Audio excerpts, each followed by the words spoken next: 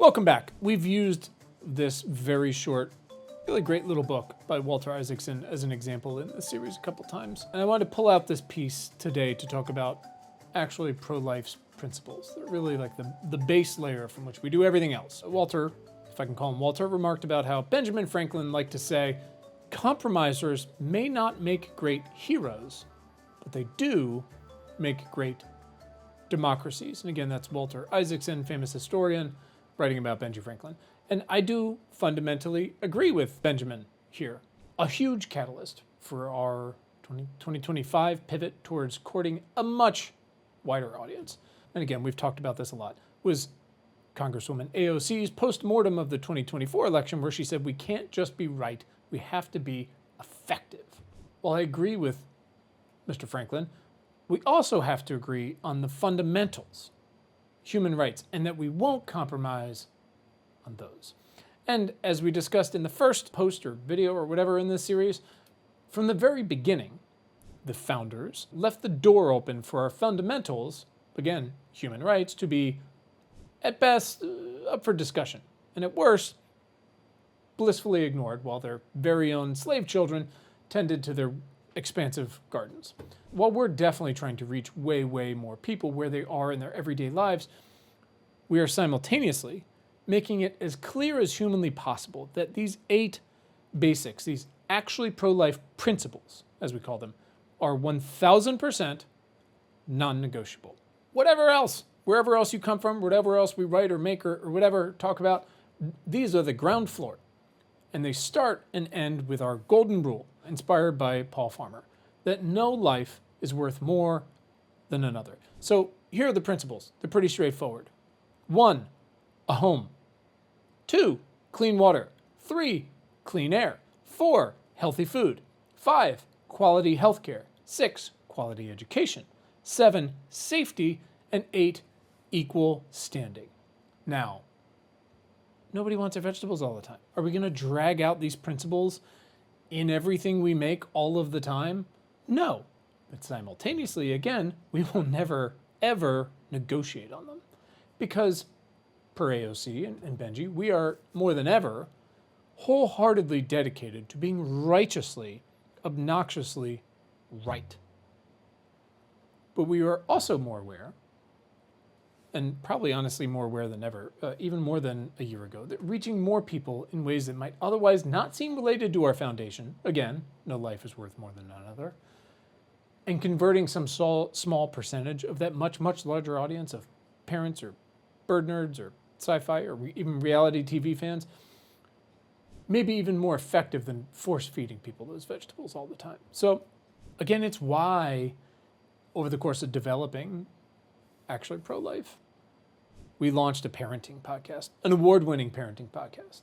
It's why we just launched a reality TV podcast, right?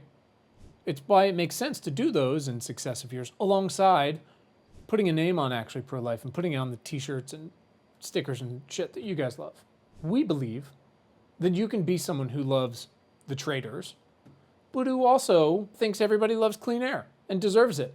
If you love traders but don't think people deserve clean air, and that's an important distinction, go fuck yourself. Whether you're an enemy of the state or whatever, or someone who just doesn't pay attention to politics, if you want to call it that, or, a Democratic congressperson that's had 12 terms and your fucking time is up. We are looking for people who obviously believe everyone deserves clean air and are actually willing to fight for it, who will gladly and effusively bring receipts for both their actions and the measurable progress they're working towards, and who also remember and are inspired by the traders and go, oh fuck, remember when we used to play Mafia in real life before we had kids, before we were just so tired? Now we're just living vicariously through Alan Cummings' fucking fabulous outfits on the traders. Maybe you've never even had to think about whether or not you yourself have access to these 8 foundational things, these basics, or how you may be intentionally deprived of them, much less while you crushed Love Island just to feel something. And that's great for you. And frankly, I'm in the same boat. Swap out Love Island for Great British Bake Off.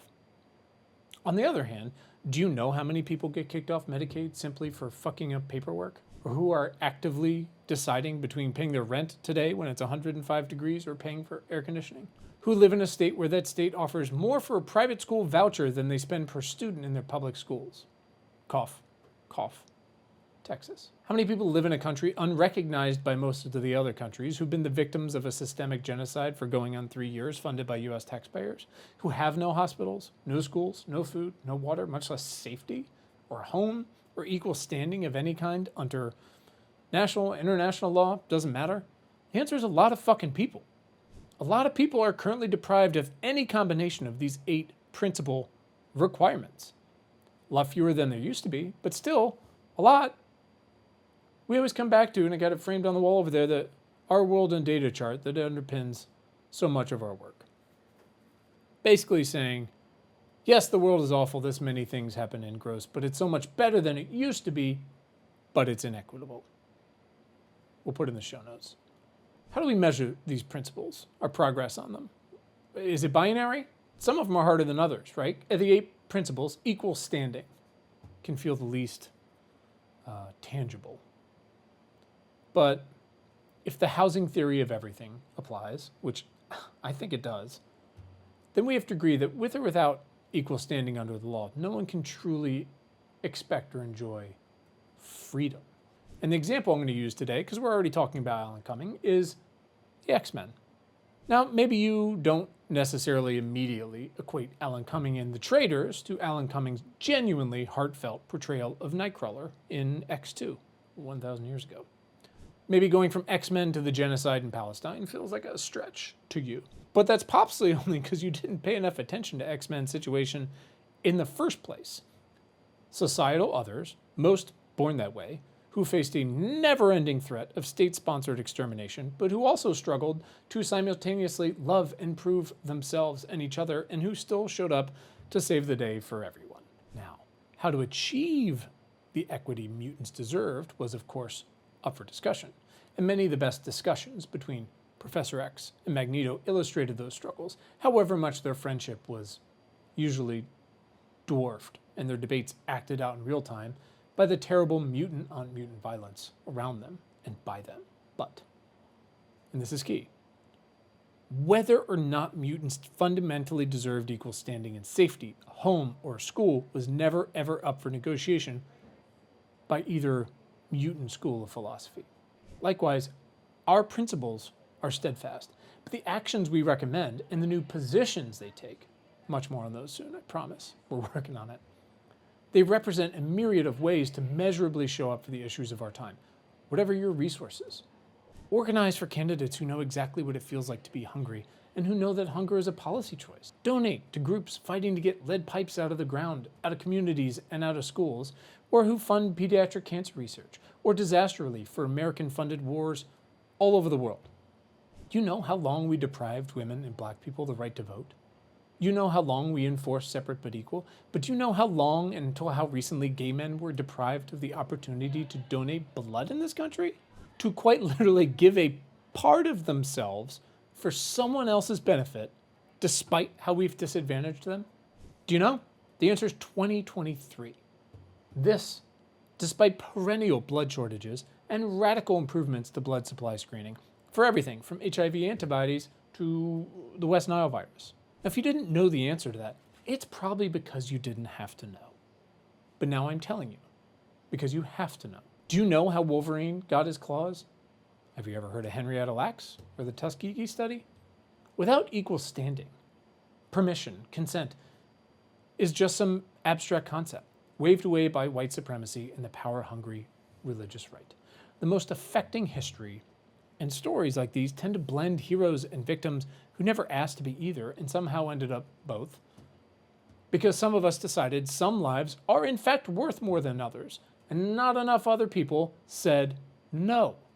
I've said on our parenting podcast, Not Right Now, which you should listen to, that I categorically made my parenting a little easier by establishing a firm set of nopes, we're not doing that.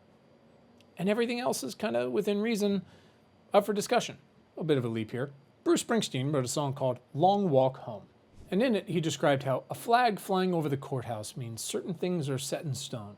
Who we are, what we'll do, and what we won't. But like Meatloaf, though, Bruce didn't, at least in that particular song, describe what we'll do and what we won't. So it's easy to imagine a billionaire boomer rock star doing a drive-by of the so-called inalienable rights that Jefferson wrote with his fingers crossed behind our back. But then again, considering Bruce's long history of calling America on our bullshit, even if the dumbest among us continually refuse to actually read the lyrics, I would encourage you to consider his actual take might be one of two alternatives. One, who we are, what we'll do, and what we won't is crystal clear and long documented, however much we or they or whatever constantly try to rewrite or simply erase that documentation. Or two, who we are, what we'll do, and what we don't was originally written as being inalienable, and 250 years later we should, for once, try to completely live up to those words, that promise. Even if, and maybe especially if, the authors themselves never did. Obviously, as Hamilton and Wicked and Bohemian Rhapsody, the movie, and more recently, Michael, the movie, very selectively taught us, it really matters who lives, who dies, and who tells your story. American history and literature are, at best, like the 1970s more international X-Men and 1990s Nightcrawler and Storm, a quiltwork of perspectives that help illustrate who we are and what we're capable of and how far we've come and how far we have to go. They show plainly how inequitable so much of that progress has been here at home and in all the countries around the world we have affected in so many ways. Their stories form a quilt, if you will, woven by authors and writers and directors who are the descendants of people who left their homes and ancestral homelands and who specifically came here looking for a better life or for religious freedom, or, of course, who were brought here against their will, never having had any freedom whatsoever. No home, no equal standing, no provisions, much less guarantees of healthcare, clean air, water, healthy food, safety, or an education. I am less than a mile away from the first black school in America for slave children who, I think it was some Baptists started possibly, I can't remember. They kept the kids slaves though, so there's that. Consider all of those authors and that history in full and all of our resources. And it's clear that if anyone is indebted to and capable of putting a very loud label on these 8 principles and fighting for them in every way we can, it should, and theoretically, be us. But the bad guys are real. And the call is coming from inside the house. And their methods, like in The Traitors, disinformation and groupthink among them, go listen to the podcast, Willow's killing it. These things, these people are not trivial or easily defeated.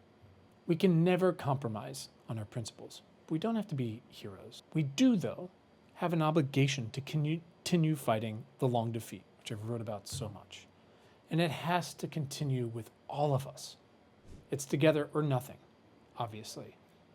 And whatever your flavor of podcast, it has to be explicitly, more explicitly than ever it seems, grounded in principles that are inarguable, even inalienable, and that are fundamentally and measurably actually pro-life.